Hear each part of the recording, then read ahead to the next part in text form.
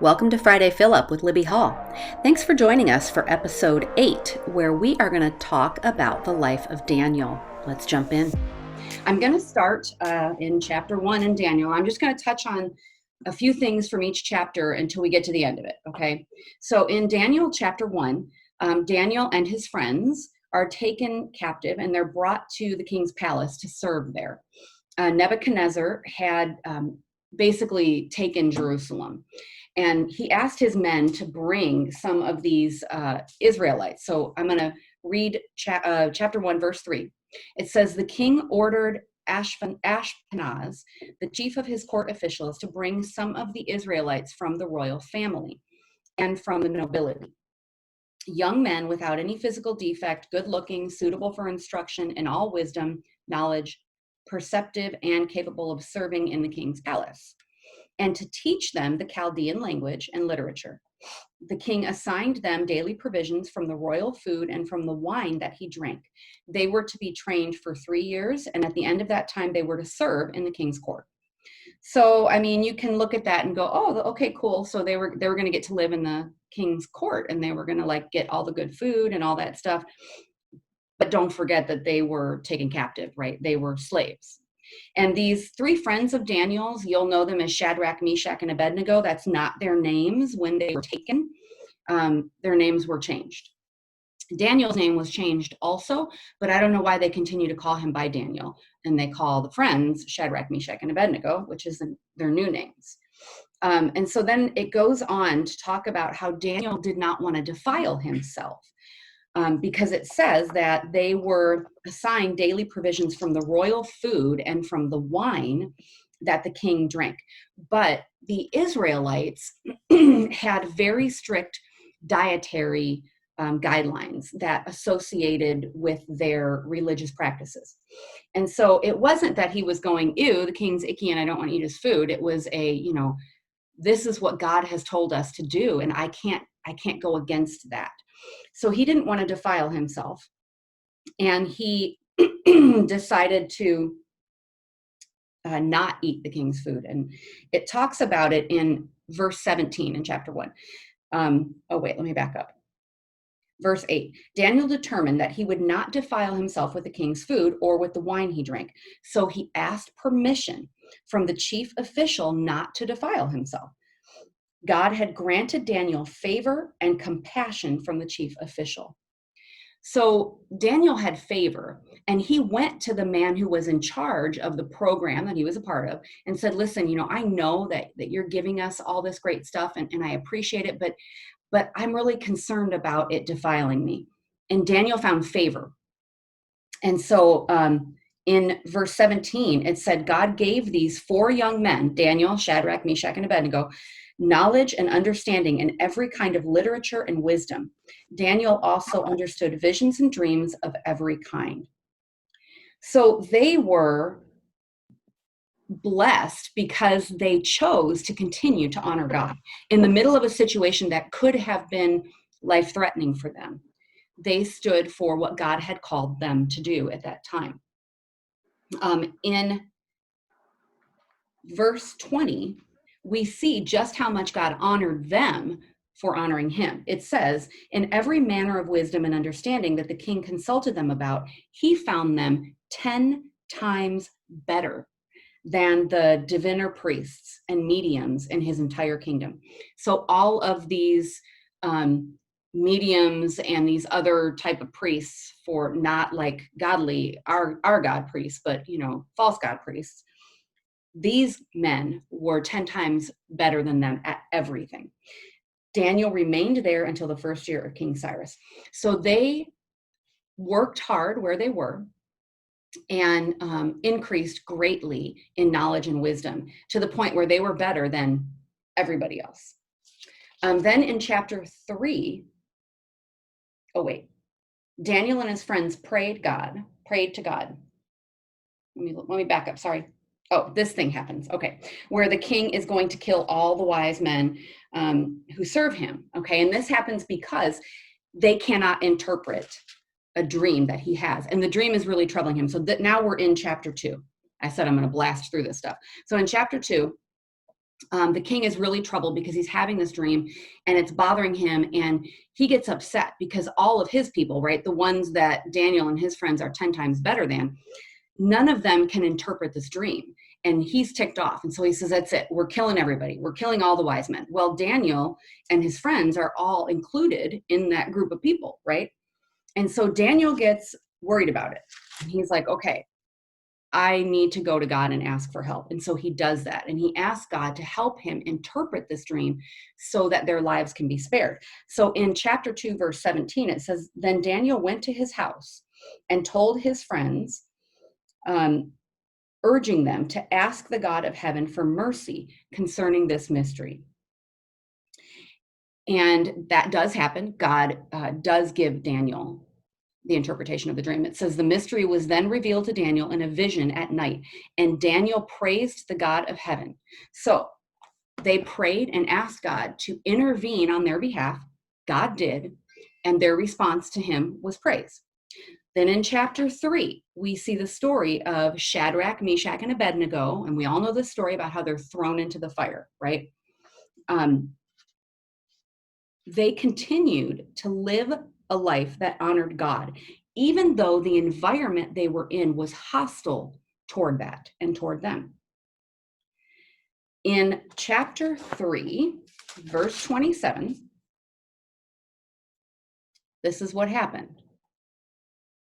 It says, so up to this point, the king is ticked off because he built this golden image and he tells them all to bow down, and Shadrach, Meshach, and Abednego are not bowing down. Neither is Daniel, but this particular story focuses on them. They won't bow down. Somebody tells on them. The king's really upset. So he throws them into this fiery furnace. It's so hot that it actually kills the people who are putting them in there. And in verse 27, it says, they saw that the fire had no effect on the bodies of these men. Not a hair of their heads was singed. Their robes were unaffected, and there was no smell of fire on them. They honored God, and God rescued them. But the coolest part about this is what happens next. Okay, it says in verse 28, Nebuchadnezzar, the king, right, he exclaimed, praise to the God of Shadrach, Meshach, and Abednego. He sent his angel and rescued his servants who trusted in him. They violated the king's command and risked their lives rather than serve or worship any god except their own. Therefore, I issue a decree that any one of any people, nation, or language who says anything offensive about their God, and then it goes on to talk about how they'll be torn limb from limb, and that there is no other God who is able to deliver like this. They honored God. God responded with rescue. And the people who were not believers saw what happened and believed. Then it goes on in chapter 4, and we see now Nebuchadnezzar has seen with his eyes that God is real, but he's not serving God. He has this dream, and again, it disturbs him. So he calls for Daniel to come and interpret the dream. Let's look at 4:19. Daniel was stunned when Nebuchadnezzar tells him of his dream. Stunned, like, oh my gosh, how am I supposed to tell him what this means, right? When he hears it and he realizes the interpretation of it, he's afraid. And so Nebuchadnezzar tells him, don't be afraid, just tell me the truth. And so he says, my Lord, may the dream apply to those who hate you and its interpretation to your enemies. And then he goes on to give the interpretation of this dream. In 4:27, Daniel says to him, after he interprets the dream, which is bad, right? It's a bad thing for the king. He says, therefore, may my advice seem good to you, my king. Separate yourself from your sins by doing what is right, and from your injustices by showing mercy to the needy. Perhaps there will be an extension of your prosperity. So what Daniel did in that situation is he extends truth by interpreting the dream, and he extends grace by showing compassion and by sharing wisdom. So it's that whole grace and truth thing, right? He tells him the truth, but he's also being compassionate and merciful to him at that time by saying things like, oh God, I hope this doesn't actually happen to you. And listen, I'm going to give you some wisdom here. If you do this thing, you won't have to face these consequences. I really hope you'll do this thing, right? Grace and truth happen. He tells him the truth, but he tries to help him. Unfortunately, the king does not do what he's supposed to do immediately. And he does face some really horrible consequences. He actually goes insane for a while. He's out in the wilderness acting like he's crazy. But ultimately, he does come to see the truth, and he does get saved, and he is restored to his position as king. So in verse 37 of chapter 4, after he's restored and he knows that what Daniel said was truth and that Daniel's God is the God, this is Nebuchadnezzar's response. Now I, Nebuchadnezzar, praise, exalt, and glorify the King of heaven, because all his works are true and his ways are just, and he is able to humble those who walk in pride. Nebuchadnezzar got saved in that moment. But listen, that took a lot of time, right? Because we're on heading into chapter 5. So there was a lot of time and a lot happening before that. And all the while, Daniel honored God and honored Nebuchadnezzar in the middle of the situation. Okay, so now we're in chapter 5. And a new king is now reigning, and he does not honor God, okay? And God is not going to have any of it. So what happens is this king is having a party. He's definitely not a good king. He defiles some of the things that were from the temple of the Israelites that they brought there when they brought them into captivity. He defiles them by having these people have this drunken party and drink out of them, right? And God's like, all right, I'm so done with you. This is like way more than we're going to allow here. And so he sends this hand. You've heard the saying, the handwriting on the wall, right? Well, this hand comes and writes on the wall, and all the people see it, and they're like, okay, we don't know what that was. So now remember, this is a new king. Daniel's no longer a part of the administration or the leadership of the kingdom. He just lives there like a normal person, but somebody remembers him. So in 5:11, it says, there is a man in your kingdom who has the spirit of the holy gods in him. In the days of your predecessor, he was found to have insight, intelligence, and wisdom, like the wisdom of the gods. And then skip down a little bit to verse 12. It says, because Daniel, the one the king named Belteshazzar, was found to have an extraordinary spirit, knowledge, and perception, and the ability to interpret dreams, explain riddles, and solve problems. Therefore, summon Daniel, and he will give the interpretation. That was Daniel's reputation, and that did not happen because he was a terrible person, right? That reputation happened because he was honoring God and honoring his leadership. And that is how he developed this reputation. So that later down the line, when God needed to position him, he could, right? God could position Daniel because he maintained honor in his life. So you go on, and in 5:22.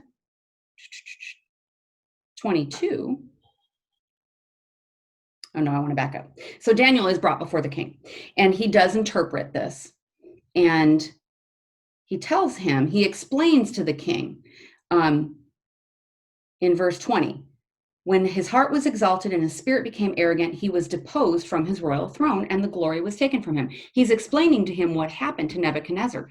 He's saying this dream is the same kind of deal, man. This guy refused to honor God and he was taken down. And that's what this warning is for you too. He says, you have not humbled your heart, even though you knew about all of this. And then he goes on to talk about what he did wrong.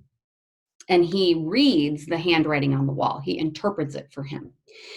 And the king says, okay, I hear you. I hear your interpretation. You did what I asked. He blesses Daniel.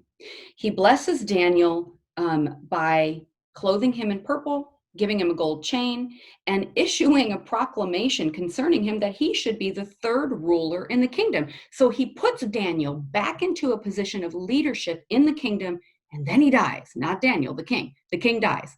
He's gone. But now Daniel's in a position, right, in the kingdom as the new king comes in. So in chapter 6, this king comes in, and it says that the king's name is Darius. And in chapter 6, verse 3, it says, Daniel distinguished himself above the administrators and satraps because he had an extraordinary spirit. So the king planned to set him over all the realm. The administrators and satraps therefore kept trying to find a charge against Daniel regarding the kingdom, but they couldn't find one because he was trustworthy, he was not negligent or corrupt. There was no trustworthiness, negligence, or corruption found in him. That is why he was able to continually be put back into position of leadership, and God could use him over and over again. But they do set him up. They set a trap to try to bring him down. And so as you go through chapter 6, you see that what happens is they go to the king and they say, hey, we should do this thing where everybody has to worship this way. And Daniel, like, they're basically not allowed to worship any other God. And Daniel is not going to not worship his God.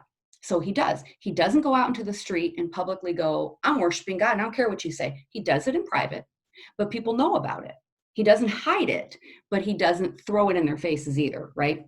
So it says he prays 3 times a day. That's verse 13. As soon as the king heard them telling them this, right, he was very displeased. But listen to why he was displeased. He set his mind on rescuing Daniel and made every effort until sundown to deliver him. The king figured out at that moment, oh my gosh, that decree is going to cause me to have to kill Daniel. And the king trusted Daniel. And remember back in verse 3, he had set himself above everybody else with how trustworthy and honorable he was. And the king knew he could trust him. But now he was in a position where he was going to have to kill him. But he could not get Daniel out of it. And so in verse 16, it says the king gave the order, and they brought Daniel and threw him into the lion's den. And the king said to Daniel, may your God, whom you serve, continually rescue you. So the king was like, I'm rooting for you, man. And I hope that this God thing is real for you because I don't want you to die. Then the king goes back to his palace. This is verse 18, and spent the night fasting.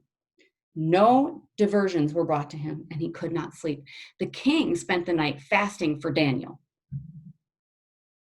The next morning at sunrise, the king goes to the lion's den. And in verse 20, it says, when he reached the den, he cried out in anguish. This is how much the king loved Daniel. He cried out in anguish, Daniel, servant of the living God, has your God, whom you serve continually, been able to rescue you from the lions?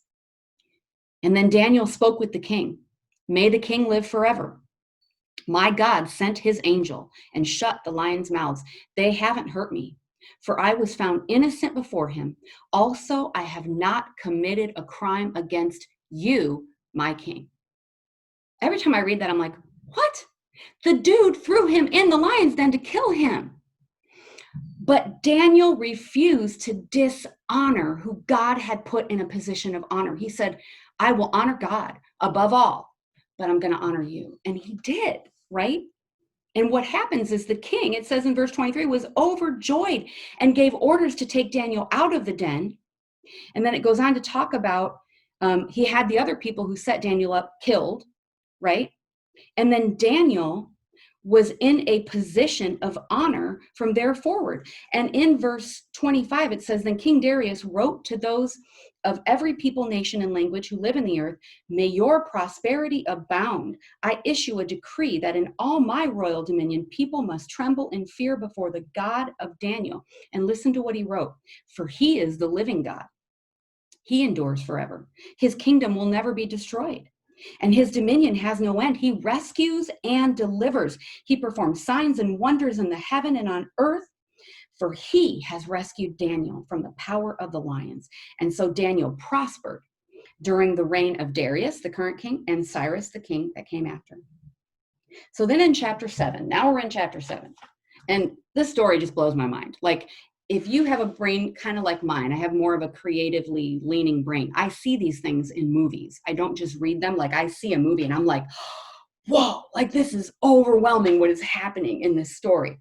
So by chapter 7, Daniel must be an old man, right? He's got to be at least getting up there in age. And he begins to have these prophetic visions and dreams. And in chapter 10, he's visited by an angel, and the angels come to help him understand the visions. So Daniel asked for understanding, and God gave it in grand fashion, right? He didn't just go, okay, read your Bible and I'll tell you. He sent an angel like to explain this to him. Remember our conversation a couple weeks ago about Solomon and how Solomon asked for understanding and God blessed him way more than what anyone would have ever thought. And so the angel says these words, and this is all the story I told you to get to this point. The angel says these words in 12, so skip all the way to 12, because all in between there, these are all prophetic visions, and they'll scare the living crap out of you when you read them, these visions and dreams that Daniel had. But you get to 12, and in verse 10, it says, wait, I want to say what the angel says first, I think. Let me go back.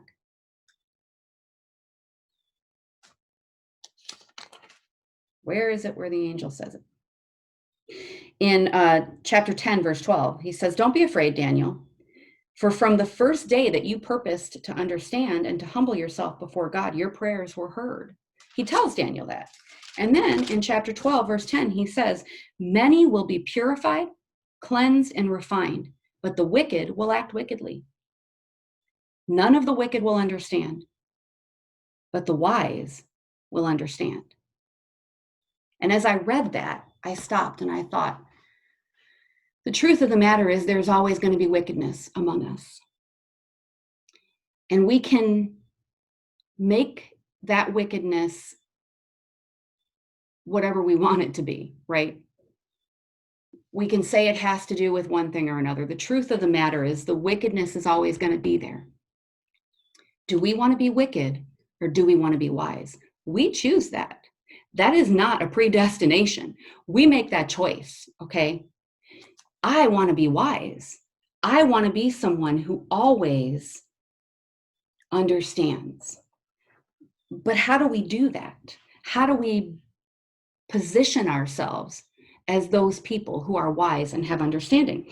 And if we look at Daniel's life, which makes sense to do because that's where we find that scripture, if we look at his life as an example of how to live, especially when life isn't what we want it to be, right? When we are in exile or we're in captivity, when things aren't going our way, when we could just stay home in fear or run away completely. What we see in Daniel's life is this. He and his friends honored God first and foremost. They continued to meet with God. Daniel prayed 3 times a day. They continued to honor God. He and his friends, it wasn't just him, right? It's the people that he surrounded himself with. They lived honorable lives. They worked hard and excelled at what they did. They didn't get in the middle of exile and captivity and choose to shut down. They lived life. They existed well in the situation they were in. They worked, they learned, they were educated, they progressed, they had success. And Daniel honored every single king. He served under, what were there, 4 or 5 of them? He honored every one of them, even the bad ones. It always blows my mind. He did not dishonor any king in position over him. And you might be living life where you don't want to be. You may be in a place you don't want to be. You might have a job that you hate. And you might look at your boss and go, this person is an idiot and I can't work for them anymore. You know? But what does God say? Honor them and you will be honored.